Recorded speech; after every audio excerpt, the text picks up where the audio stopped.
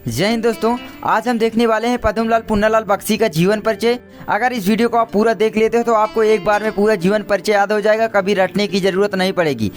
चलिए देखते हैं यहाँ पर क्या है। पहला देखिए, जीवन परिचय पद्मलाल पुन्नालाल बख्शी। श्री पद्मलाल पुन्नालाल बख्शी जी का जन्म सन 1894 ईस्वी को मध्य प्रदेश राज्य के जबलपुर जिले के खैरागढ़ नामक गांव में हुआ था। ठीक है। इनके पिता का नाम पुन्नालाल बख्शी तथा माता का नाम मनोरमा देवी था।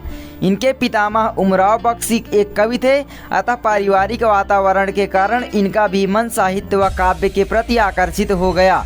इनकी प्रारंभिक शिक्षा इनके गांव खैरागढ़ में ही हुई और उच्च शिक्षा के लिए इन्होंने सेंट्रल हिंदू कॉलेज बनारस में प्रवेश लिया। पहली बार ये मैट्रिक्स की परीक्षा में अनुत्तीर्ण हो गए और फिर अगले साल इन्होंने मैट्रिक्स की परीक्षा उत्तीर्ण की, मतलब एक साल ये फेल हो गए थे 10th में। अब देखिए आगे, बीए की परीक्षा उत्तीर्ण करने के बाद बख्शी जी साहित्य सेवा को अपना लक्ष्य बनाया तथा कहानियाँ एवं कविताएं लिखने लगे। देखिए यहाँ पर आगे है, कुछ समय तक इन्होंने सरस्वती पत्रिका का संपादन किया, यानी संपादन के सरस्वती पत्रिका का। यह एक नम्र स्वभाव के व्यक्ति थे। आप लिख सकते हैं यहाँ पर, ये एक नम्र स्वभाव के व्यक्ति थे। ये एक द्विवेदी युग के कवि थे। देखिए मैं इसको क्यों लिखा कि द्विवेदी युग के कवि थे, क्योंकि कभी पूछ लेता है किसी एक द्विवेदी युग के कवि या लेखक का नाम लिखिए तथा उसकी एक रचना का नाम लिखिए, तो आपको ये क्वेश्चन भी सॉल्व हो जाता है आसानी से इसी के साथ साथ। चलिए इनकी रचनाएं देखते हैं। निबंध संग्रह हो गया, पंचपात्र, तीर्थ रेणु, प्रबंध परिजात आदि इनके निबंध संग्रह हो गए। काव्य संग्रह हो गए, शतदल और अश्रुदल। और यहाँ पर संपादन हो गया सरस्वती और छाया, आलोचना हो गया साहित्य शिक्षा। तो अब चलिए आगे देखते हैं इसको याद करने की ट्रिक। अब ठीक है, तो अब हम आपको याद करने की ट्रिक बताते हैं कैसे याद करना है। चलिए देखते हैं। यहाँ पर देखिए क्या है, श्री पद्मलाल पुन्नालाल बख्शी जी का जन्म सन 1894 ईस्वी को मध्य प्रदेश राज्य के जबलपुर जिले के खैरागढ़ नामक गांव में हुआ था। तो देखिए आप इसको इस तरह भी लिख सकते हैं, रटना बिल्कुल भी नहीं है, बस इतना याद करना है कि इनका जन्म कब हुआ था। तो भाई 1894 ईस्वी को हुआ था। कहाँ पर हुआ था? मध्य प्रदेश राज्य के जबलपुर जिले के खैरागढ़ नामक गांव में हुआ था। तो आप इसको इस तरह लिख सकते हैं कि भाई श्री पद्मलाल पुन्नालाल बख्शी का जन्म मध्य प्रदेश राज्य के जबलपुर जिले के खैरागढ़ नामक गाँव में सन 1894 ईस्वी को हुआ था।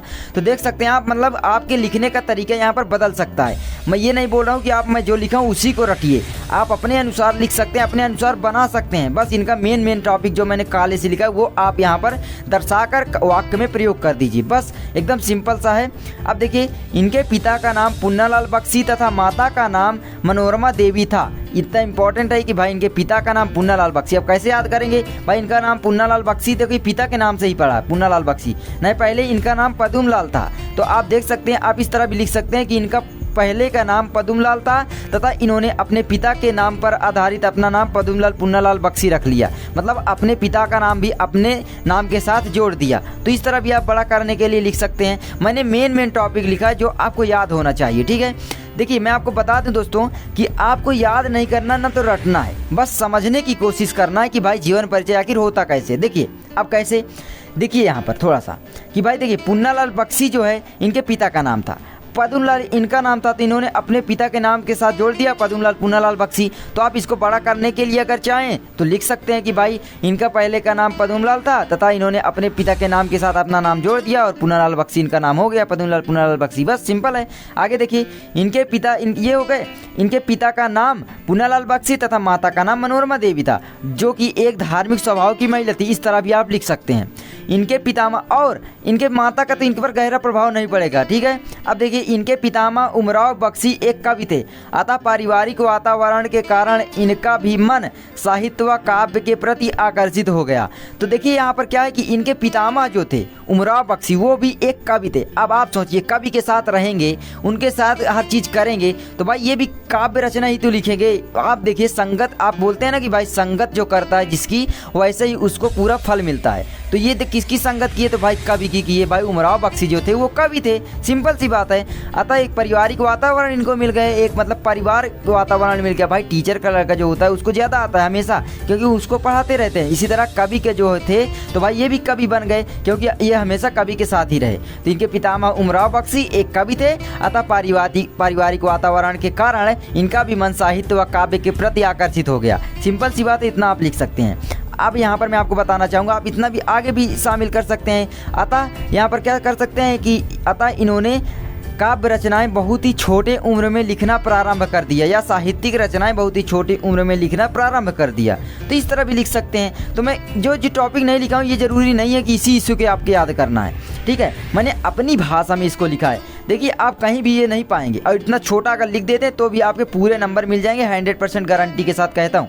आगे देखिए, इनकी प्रारंभिक शिक्षा इनके गांव खैरागढ़ में ही हुई। तो इनकी प्रारंभिक शिक्षा जो हुई इनके गांव खैरागढ़ में हुई। अधिकतर लेखक कवियों की यही होती है। तो ये हमेशा एक मतलब आप कह सकते हो कॉमन है, इसको लिख सकते हैं, हर कवि लेखक में प्रयोग कर सकते हैं। आगे है, और उच्च शिक्षा के लिए इन्होंने सेंट्रल हिंदू कॉलेज में प्रवेश लिया। उच्च शिक्षा के लिए सेंट्रल हिंदू कॉलेज में प्रवेश लिया बनारस में, ठीक है। आगे देखिए, पहली बार ये मैट्रिक्स की परीक्षा में अनुत्तीर्ण हो गए और फिर अगले साल इन्होंने मैट्रिक्स की परीक्षा उत्तीर्ण की। देखिए इसको याद करने की ज़रूरत ही नहीं है, बस इतना याद करना है कि भाई पहली बार ये 10वीं की परीक्षा में फेल हो गए, दूसरी बार पास हो गए। अब इसको वाक्य के रूप में प्रयोग कर दीजिए कि भाई ये पहली बार मैट्रिक्स की परीक्षा में अनुत्तीर्ण हो गए और फिर अगले साल इन्होंने पेपर दिया और मैट्रिक्स की परीक्षा पास कर लिया, उत्तीर्ण कर ली। सिंपल सी बात है। अब चलिए आगे देखते हैं। बीए की परीक्षा उत्तीर्ण करने के बाद बख्शी जी साहित्य सेवा को अपना लक्ष्य बनाया तथा कहानियाँ एवं कविताएं लिखने लगे। देखिए बीए की जब ये परीक्षा दिए उसी समय से ये कविताएं एवं कहानियाँ लिखने लगे। वैसे लिखने तो बहुत छोटे उम्र से लगे थे, लेकिन फिर भी ये बीए के बाद अपना लक्ष्य बना लिए कि मुझे कवि या लेखक ही बनना है, मुझे अपना हिंदी के ऊपर पूरा जीवन समर्पित कर देना है। तो ये आप कह सकते हैं। आगे देखिए, कुछ समय तक इन्होंने सरस्वती पत्रिका का भी संपादन किया। अब सरस्वती पत्रिका का संपादन किया, सरस्वती पत्रिका का संपादन किसने किया था? तो भाई द्विवेदी जी ने किया था। अब देखिए आप कह सकते हैं कि द्विवेदी जी के अवकाश ग्रहण करने के बाद इन्होंने सरस्वती पत्रिका का संपादन किया, या द्विवेदी जी इनके कार्य से इतना खुश हो गए कि उन्होंने अपनी बागडोर सरस्वती पत्रिका की बागडोर इनके कंधे पर सौंप दी। मतलब यार लिखने का तरीका कुछ भी हो सकता है। ये नहीं बोल रहा हूँ कि मैं जो लिखा हूँ उसी को आप रटो, उसी को याद करो, बिल्कुल भी नहीं। अब देखिए यहाँ पर क्या हुआ, सरस्वती पत्रिका का संपादन किया। आगे है, यह एक नम्र स्वभाव के व्यक्ति थे, यह एक द्विवेदी युग के कवि या लेखक थे। इसको मैंने इसलिए लिखा है कि भाई आपसे पूछ भी लेता है किसी एक द्विवेदी युग के लेखक का नाम लिखो और उसकी एक रचना का नाम लिखो। सिंपल सा लिख सकते हो कि भाई यहाँ पर पद्मलाल पुन्नालाल बख्शी हो गए, उनकी एक रचना का लिख दो। अभी रचनाएं बताता हूँ। देखिए इनकी मृत्यु सन 1971 ईस्वी को हुई। अब देखिए इसको भी अगर आप करना चाहते हैं और थोड़ा आकर्षित टाइप में बनाना चाहते हैं, लिख सकते हैं कि हिंदी के ये महान कवि या लेखक लिख सकते हैं। लेखक एवं कवि की मृत्यु 1971 ईस्वी में हो गई, या महान कवि एवं लेखक हमारे पास से हमेशा के लिए सन 1971 ईस्वी को अलविदा ले ली। तो कुछ भी यार हो सकता है इसको लिखने का तरीका, ठीक है, मृत्यु को। आगे या हमेशा के लिए परलोकवासी हो गए, स्वर्गवासी हो गए, तो कुछ भी लिख सकते हैं, है ना। तो देखिए मैंने कितना अच्छे से आपको समझा दिया, आई होप आप समझ गए होंगे। आगे देखते हैं इनका। देखिए रचनाएं क्या हैं। निबंध संग्रह जो इंपॉर्टेंट है उन्हीं को मैंने लिखा, नहीं तो इस तरह तो बहुत सारी रचनाएं, सभी को आपको याद करना नहीं है या रटना नहीं है। आपको कुछ भी याद ज़्यादा रटना नहीं, क्योंकि ये काम में आने वाली आपके जीवन में नहीं है। आगे देखिए, पंचपात्र, तीर्थ रेणु, प्रबंध परिजात, प्रबंध परिजात, ये इनके हो गए निबंध संग्रह, ठीक है। अब काव्य संग्रह हो गए शतदल और असुरदल। अब देखिए संपादन हो गए सरस्वती और छाया पत्रिका का इन्होंने संपादन किया। आलोचना इनकी साहित्य शिक्षा। अब देखिए कवि एवं लेखक क्यों कहलाए? भाई देखो जो काव्य होता है वो तो आप जो काव्य लिखते हैं उनको तो हम कवि बोल सकते हैं, लेकिन जो निबंध लिखते हैं, आलोचना लिखते हैं, उनको क्या कहेंगे? कहानी लिखते हैं, उनको तो हम हमेशा लेखक कहेंगे। तो ये गद्य एवं पद्य दोनों क्षेत्रों में अपना काम किया, मतलब हिंदी के गद्य एवं पद्य दोनों क्षेत्रों में काम किया।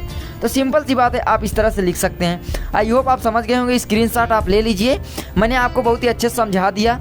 आप अगर समझ गए होंगे तो वीडियो को लाइक कर दें, और चैनल पर नए हो तो यार चैनल को सब्सक्राइब करके बेल घंटी को जरूर दबाएँ। और दोस्तों हमारी आप प्लेलिस्ट जरूर चेक करें, वहाँ पर आपको फ्री में क्लास 10 से रिलेटेड सभी चीज़ें आपको बताई जा रही हैं। और मिलते हैं नेक्स्ट वीडियो में यार, और हमारे मॉडल पेपर की वीडियो आप देख सकते हैं, ठीक है। तब तक के लिए जय हिंद, जय भारत, वंदे मातरम।